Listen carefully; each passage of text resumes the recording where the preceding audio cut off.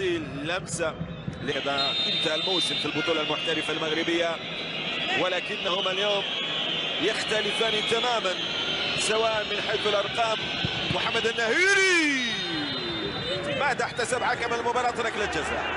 ركلة جزاء يحتسبها حكم المباراة للفتح الرباطي.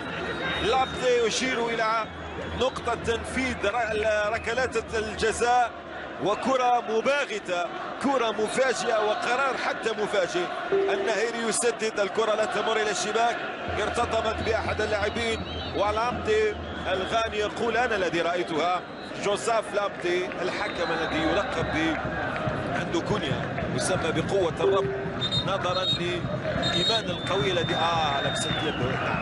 أعتقد بأن حكم المباراة مثلما كان لديه الحق أن لا يعلن ركلة الجزاء، كان لديه الحق كذلك بنسبة 50%. 50% يعلن عن ركلة الجزاء و50% لا يعلن عنها.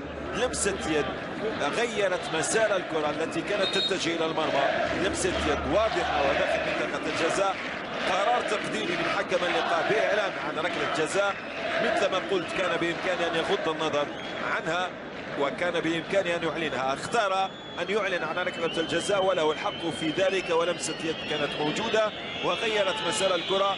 كل الأسباب توفرت من أجل أن يعلن عن ركلة جزاء للفتح الرباطي. الآن يوسف القناوي على التنفيذ. القناوي أن يبدأ أول أهداف اللقاء. جول يوسف القناوي يتمكن من تسجيل ركلة الجزاء بامتياز وبنجاح لفريق الأكاديمية.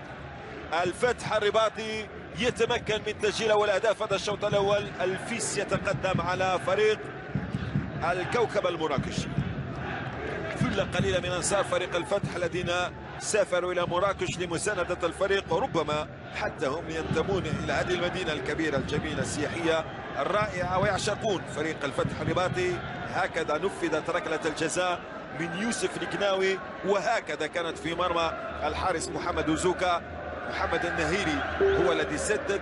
لمسة يد واضحة داخل منطقة الجزاء. لابتي الغاني أعلنها، يوسف القناوي سجلها. الفتح الرباطي يتقدم على الكوكب المراكشي